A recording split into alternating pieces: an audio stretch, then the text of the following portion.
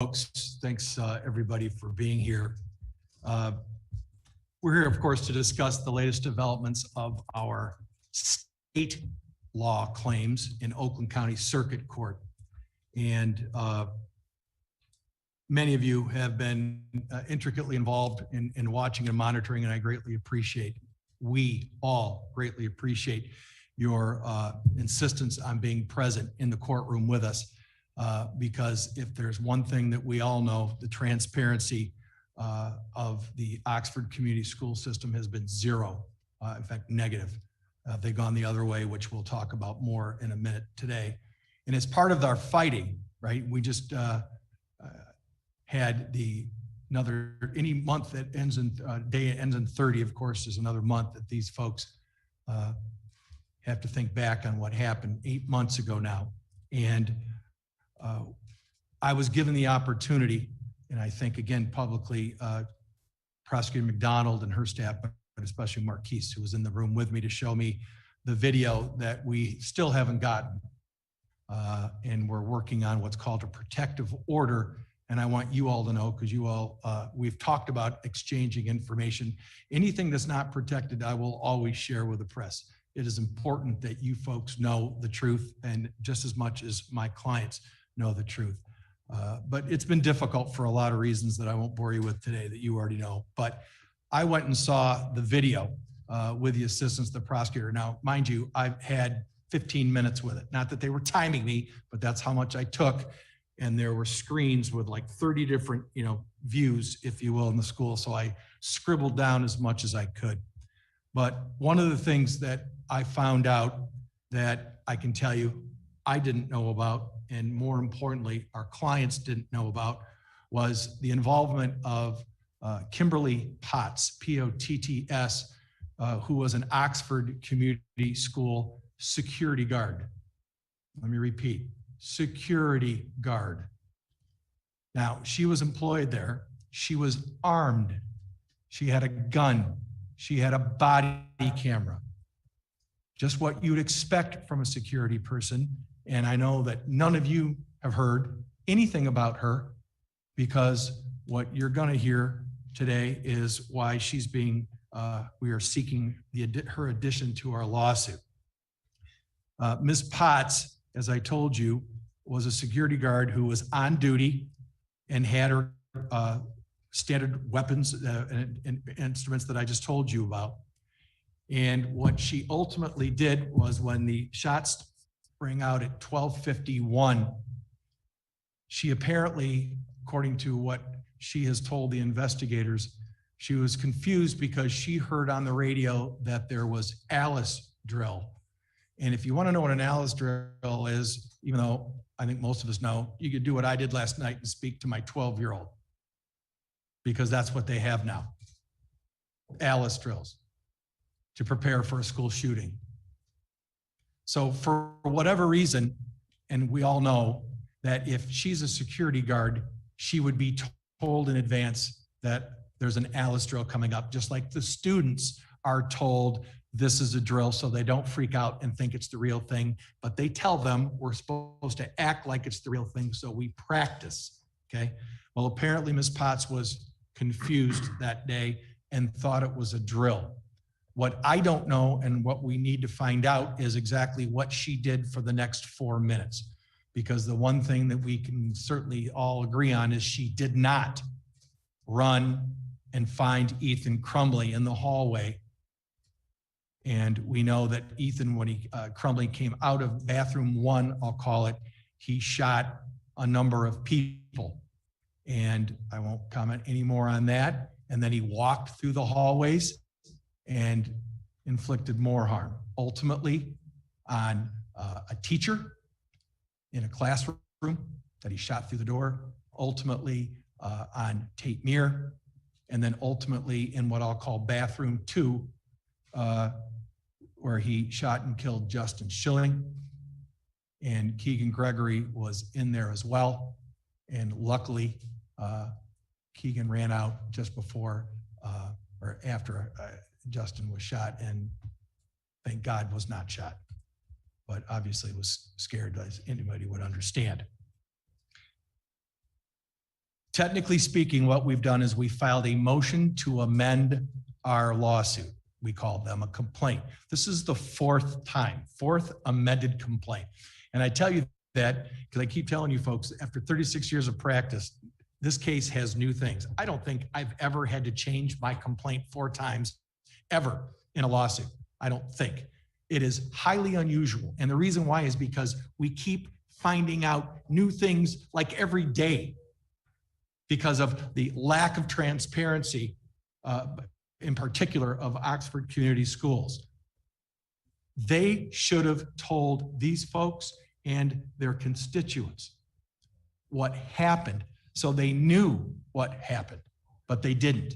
They've said nothing, and they continue to say nothing. They still have done no investigation, and they're not going to. And when they do, you watch, they're going to try to keep it from the public and try to hide it from us. What we now know is this: when the shots rang out at 12:51, ultimately we know that Ms. Potts walked down the hallway where ultimately she found Tate Meir. Obviously on the end, I have Trent Meir, Tate's brother, older brother, and Buck Meir, Tate's dad. And I'm sorry to have to talk about this in front of you. Tate had already been shot. He was on the ground. Ms. Potts told the investigators that when she looked at Tate, she thought, boy, this Alice drill, they're really using good makeup. Good makeup. So she walked past Buck Meir, Tate Meir, and walked down toward the bathroom. In the bathroom, with 100% certainty, bathroom 2 was Justin Schilling, was Keegan Gregory, 2-stall bathroom. They were both hiding behind the door. And then in came Crumley. Moments later, we on the video can see Potts, after she left Tate, for some reason she told investigators, it now dawned on me, even though she said she thought it was good makeup, it dawned on her that this must be real, even though what the evidence is going to prove that she should have known and did know was real the whole time. She walked down the hallway and directly went to bathroom 2. Why? We don't know that yet, but my belief, the evidence will be that she was told that that's where Crumley was. She went to the bathroom door. She pulled the door open, and then all you see is her shutting the door and then walking down the hallway. She had her gun in her hand, so she knew. She told investigators that she didn't even look in the bathroom, didn't even know why she was opening the door really, and didn't hear anything. And what we're going to prove in this case, folks, when we go in and take photos of the bathroom to prove that which should be obvious to all of us, anybody would have seen 3 young men in that bathroom because Justin Schilling was still alive and there had been no shot in that bathroom yet. When she shut the door, you can tell by the video that there must have been a shot. I couldn't hear it. There's no sound on these, but ultimately we see Keegan running out and we see folks going to the bathroom. They clearly heard the shot. And that's when Crumley came out. Crumley had his COVID mask on his face. He put his handgun on top of a garbage can, got on his knees and raised his hands. Ultimately, 2 sheriff deputies came and ultimately arrested him, got him down and handcuffed him right then and there. So what we believe we've asked Judge Chabot in our pleadings that we filed today, please let us amend, change, add information to our lawsuit yet again, so that we can add Ms. Potts as a party defendant, is what we call it. So she is now a member of the Oxford folks that include the teachers, EJAC, Fine, and Hopkins, who we all know had interaction on that Monday the 29th and Tuesday the 30th. And now she is yet another Oxford community person. So Oxford Community Schools, you will recall, is already a party to our litigation. We talked about that last week. This is one of the first cases in probably 3 decades where a judge has allowed us to sue them when they are absolutely blanketly immunized. They are barred from being sued. And Judge Chabot granted our motion knowing full well that we are taking governmental immunity head on in this case because it's wrong and it's unfair and it makes people that work for our government have rights and privileges far above the rest of us, that no one's above the law. And so we've already sued them and we've had allegations of them being responsible for all those other folks, but now for Potts as well. What should Potts have done? Well, folks, she was a 20-some year Oakland County Sheriff deputy. The second that she heard shots, the second that she was told that there's a shooter, we all know, sadly, through Uvalde, Texas, what the protocol is now. And that is you draw your weapon and you go. You go to the shooter to try to confront them to end the shooting one way or another. And it shouldn't have taken 4 minutes for her to find him in this school. The shot's only coming from one place. Number two, when she got, and if we believe, the evidence will show that had she done that right away and done her job appropriately, then there would have, after those initial shots, there would have been no more. Please recall that Crumley voluntarily surrendered to police without a shot, put his gun down when he saw the police coming at him with a gun. And we're going to prove other things in this case, like that he was never going to confront police, and we'll talk more about that later. Number two, had Potts done her job and gone in the bathroom, it's called clearing the room. Something sadly that we all have seen in movies and television now probably every day. Clearing means a security officer or a police officer literally goes in and looks through everything to try to make sure there's no one in there. It's trying to hide or prevent them from detecting them. Had she done that, clearly there would have been Crumley with his gun. So we believe that had she done her job, there would have been at least the death of Justin prevented for sure, and Keegan from having to see what he saw in that room. So the steps are as follows. Now that we have filed this motion,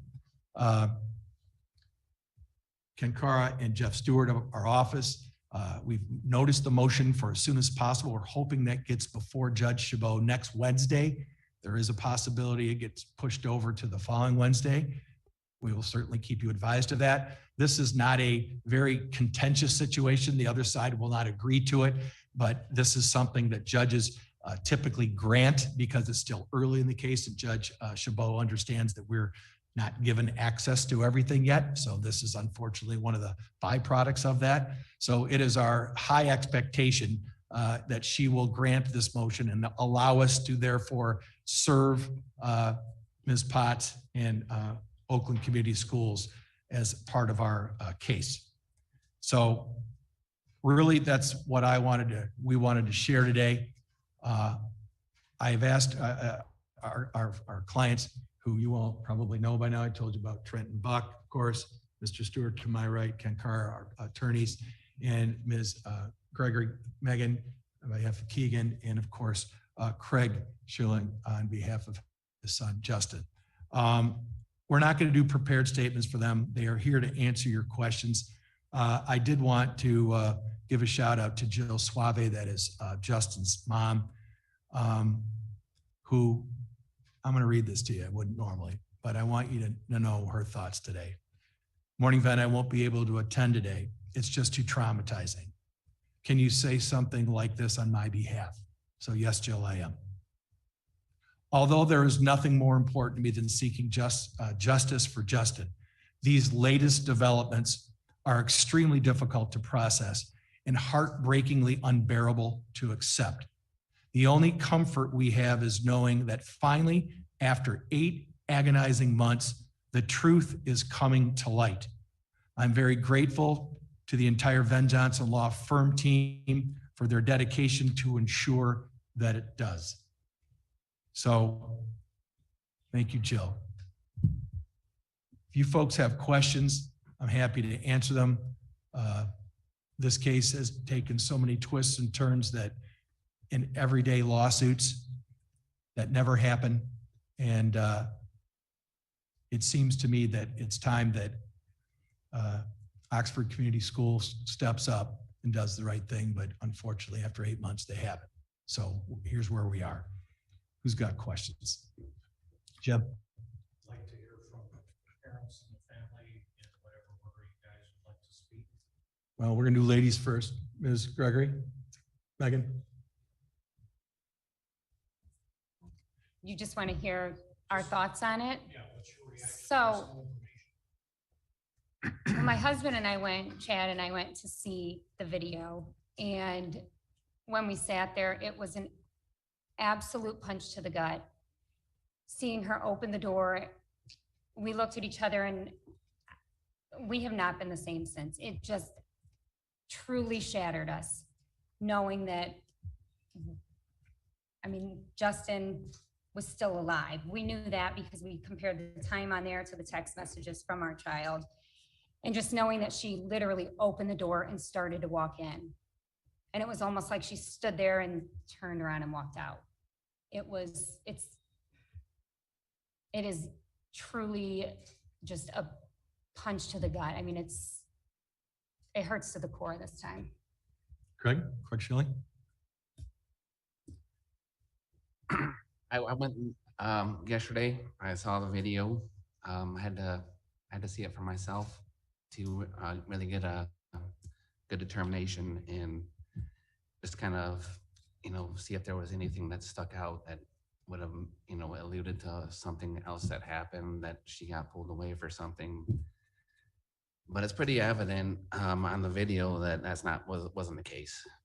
And I kind of feel like this is a kind of like a poorly written movie here, or some kind of a candid TV show. And I'm looking for cameras, but I don't find them. It's a difficult know that you could still be here if somebody did their job. And I mean, I was in the military. I honorable discharge, and I worked for the government. And you do your job, or else the next guy down the road can suffer bad consequence. It's not that difficult. You get paid to do a job. Why wouldn't you do it? It seems like maybe a comfy place like Oxford, when everything's all hunky-dory and it's all good, it's a nice place to be, and it's a nice place to work, I'm sure. But I think complacency and I mean, this not the right practice, and you can't prepare for something like this, obviously, but you have to still maintain your guard. You have to walk that line, and you have to know the difference between right and wrong, and you have to do the job that people pay you to do. And it's just as cut and dry as that right now. I mean, it's really unfortunate, and it's really sad situation. I'm probably never gonna I'm never gonna be the same. But I mean, with this type of information out there, that it could have all been prevented. My son could still be here, and somebody was literally 5 feet away from being able to stop this. I mean, I really have a tough one. This is a really tough to swallow. Thank you, Craig. We also have been told, if you will, our investigation discovery has revealed that Ms. Potts had a body cam, but did not have it on at the time of all these events, where all of it, obviously there would be complete knowledge of what was there to be seen coming from, if you will, the center of her chest, like body cams are. But she turned it on after these events. Buck? Trent, both? Yeah, this is it's getting more and more frustrating by the day. is, you know, here we are 8 months later. Ben and his team finally gets to watch some video. You know, the governmental immunity is just, it's thrown up all kinds of hurdles. You know, for the frustrating part that we keep playing it through in our heads at home is, when the shooting started, first of all, it probably could have been avoided, right? With some information that we have, but we still can't get all that information up front because of governmental immunity, and we can't get all the stuff from the school because they're playing cover up. And then as the shooting is going on, as we just found out today, some things that could have been handled differently too and lives saved, right? So, because of governmental immunity, the full-on cover-up is on. And this is a business transaction. To them. To them, right? Doesn't matter that 4 lives were lost and hundreds of kids were traumatized, right? It's a business transaction, right? Instead of looking at this day and trying to drive and learn from it and drive some positive change out of it, they've done nothing in 8 months, right? What has our family done in 8 months? We've started a peer-to-peer mentoring program, right? We're doing something about it. We're addressing it. We believe that this is a big-time mental health issue. We're not going to take this down a wedge issue and talk about 2A, even though that's what our government wants us to do, because then nothing gets solved. That's exactly what they want us to do, is go down, let's take this down a wedge issue. And then the left and the right can fight over it. And meanwhile, 4 innocent lives were lost and nothing gets solved. It's sickening. Our community needs to stand up here. There's a really small group of people in our community that's trying to make a difference and trying to hold the school accountable and drive some change out of this. And hopefully this never happens again. And I know this hit close to home with everybody here in Oxford.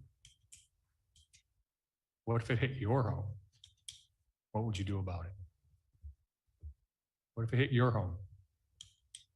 It hit 4 people's homes, along with countless others who were traumatized, but 4 kids were murdered.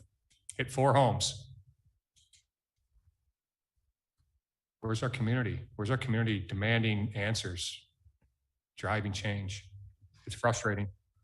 Thank you, Bud. I want to give a quick shout out to Judge Chabot. That we're able to add Oxford schools to it and hopefully fight this governmental immunity. Thank you. Hey, Ben. Sir. Sorry. Ryan Marshall, WWJ. Hey, Ryan.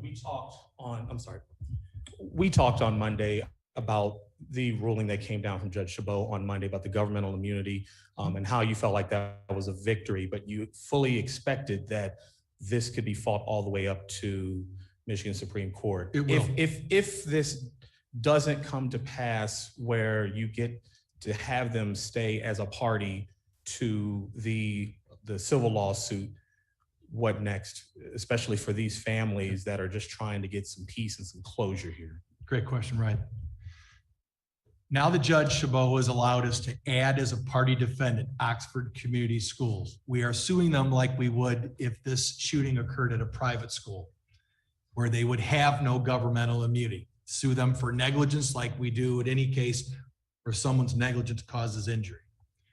By doing that, we will be fighting another day, and it's going to be October. And I hope every one of you are in that courtroom with us with cameras ablazing, so you can hear how Mr. Mullins, on behalf of the Oxford Community School clients, will be saying, Judge, this case shouldn't even go to trial against Oxford Community Schools, as well as all of these individuals who work for them because of governmental immunity. And you'll get to hear about how, in other words, don't even go to trial, throw them out now.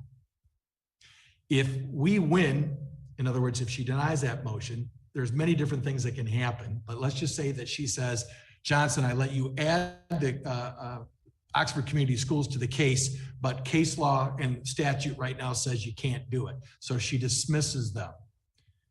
Then she makes a decision on each and every one of the employees as if they have their own case against them. So she could throw some out, she could keep them all in, she can do whatever she believes the evidence shows. What's going to happen is any one of those or all those people who lose that motion, and if the judge were to say, no, you're not getting out. Under governmental immunity, the state employees or these employees of the municipality of Oxford enjoy a right that not a single person in this room have. It's called the rocket docket. They have the absolute right to an automatic appeal to the Michigan Court of Appeals, meaning the Court of Appeals has to hear the case. In normal litigation, okay, in any other area of law under Michigan law, you don't have an automatic right of appeal. The automatic right of appeal comes after the jury verdict, and there's a judgment in favor or against whoever, and then you have an automatic right of appeal. Not when you're a governmental employee or a governmental institution, which is, to me, crooked, unfair, unconstitutional, whatever word you want to use. So in October, folks, there will be this monumental hearing where judge call as it relates to every Oxford employee, community schools employee, and the actual community schools itself. And again, if they lose anything, then they get to go to the Court of Appeals in the middle of a case. The whole case basically shuts down. We call it stay.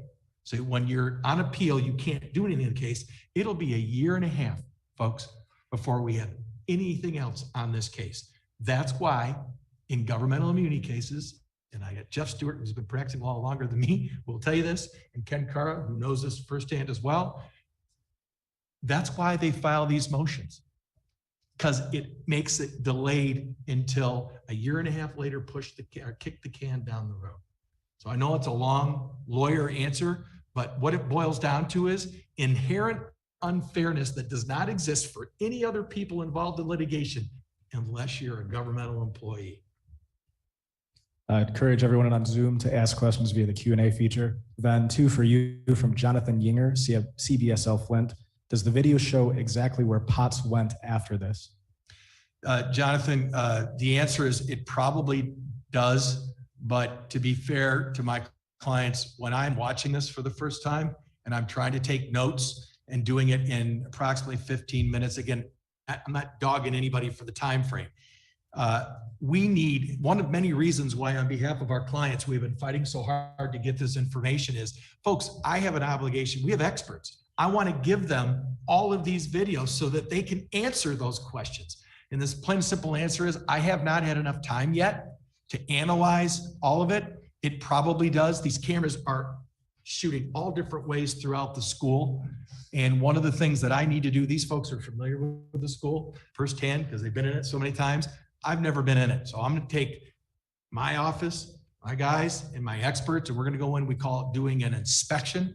So I can tell you what bathroom 1 looks like. So I know when people talk about where Crumley was and where he had his backpack and where he got his gun and came out and turned left and so forth, I know exactly where it is. And then bathroom 2 that we all sadly know about, I have those answers as well. But plain and simple answer, probably I have not had enough time with the video to tell you, or I would tell you. Sorry.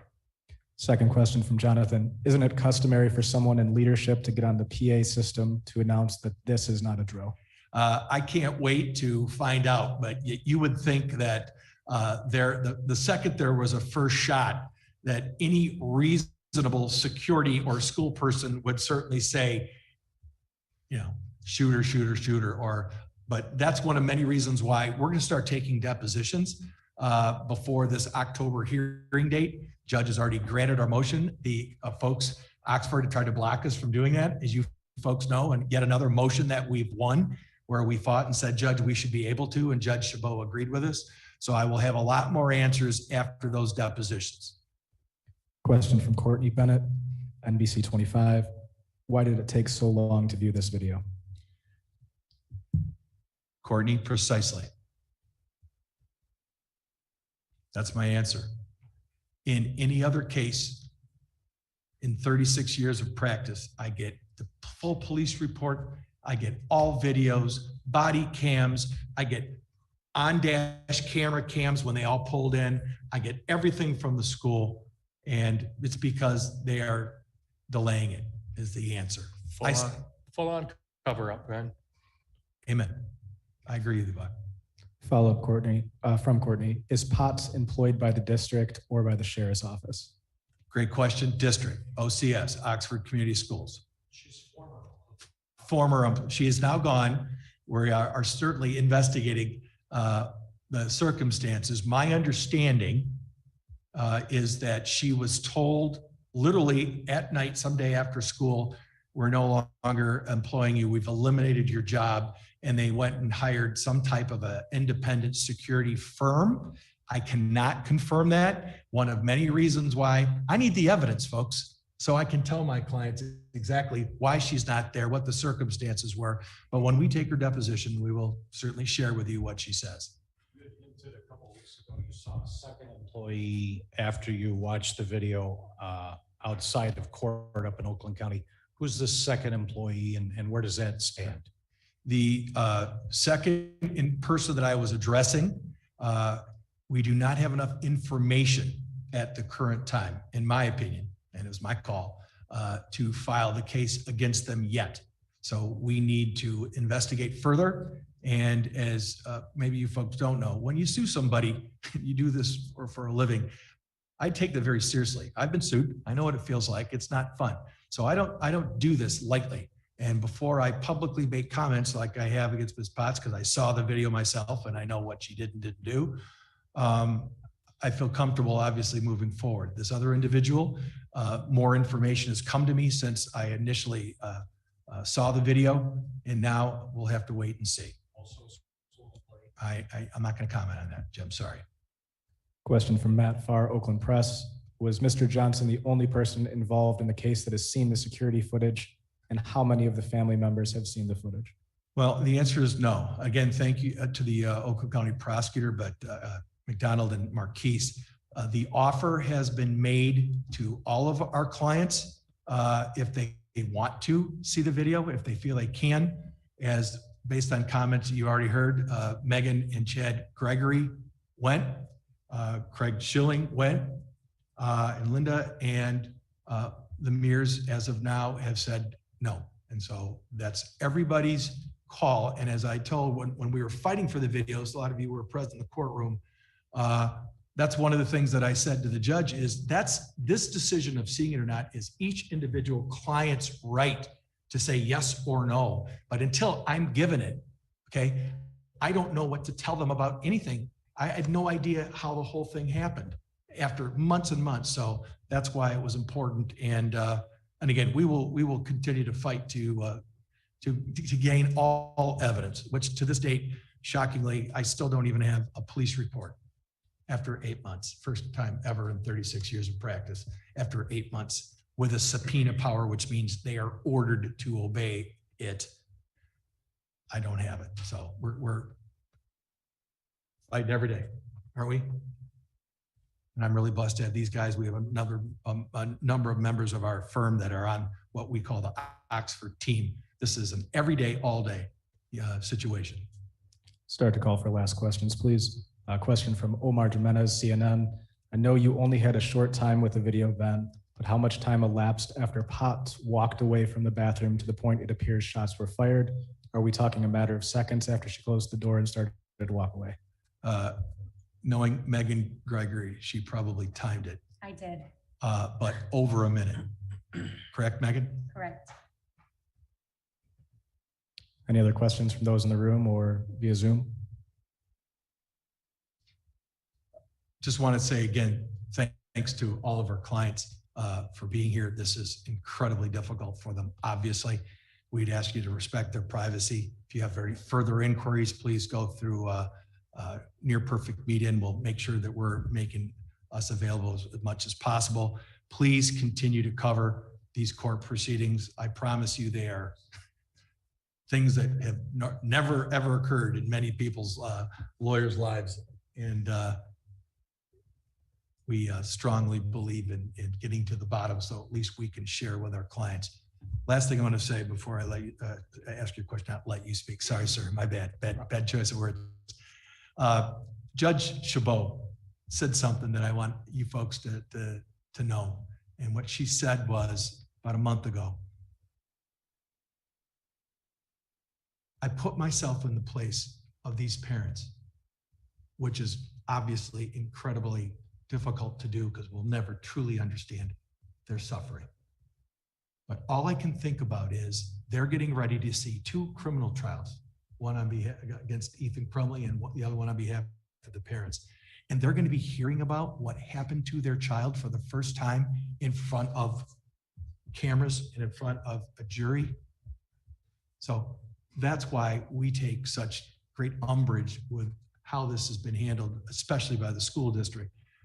They shouldn't have to do this. This should be information that should be forthcoming. And I know I will speak on behalf of them. And those that still have kids in school, you can imagine how difficult that is to think about sending your kid back to a school where this information still leaks out only because of our digging and they're covering it up. Sir. Last question. Thank you, Ven. Thanks, sir. When will the video ever be made public? That's a great question. I don't have an answer. I will tell you that Judge Chabot has made it abundantly clear that when it does become available to me, which it hasn't yet, there will be a protective order. And the only way that you get a protective order is if judge signs it and says, this is the deal, and then you can't break it. In other words, I can't make that public unless I like the Oakland County Jail, and I've never been inside of it, but I don't think I would. So I would be forbidden from sharing it.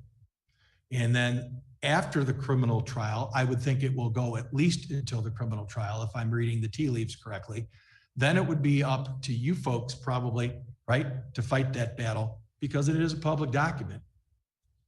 But there are obviously some safety concerns relative to what other folks out there could do with it. And I guess my thought is, of course, that's for a judge to take care of, not me, but I'll do everything possible to be as transparent with anything that I can release as I have from day one in this case.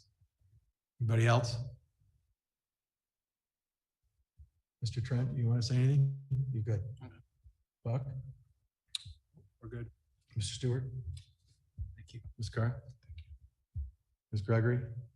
I want to say thank you, since you have gotten us all the information that we are trying to get. And I hope people do understand the magnitude of what actually happened and that it is haunting. Thank you. Greg? I don't think I'm good. Okay. Thank you, everybody. Thank you, everyone. This concludes today's press conference.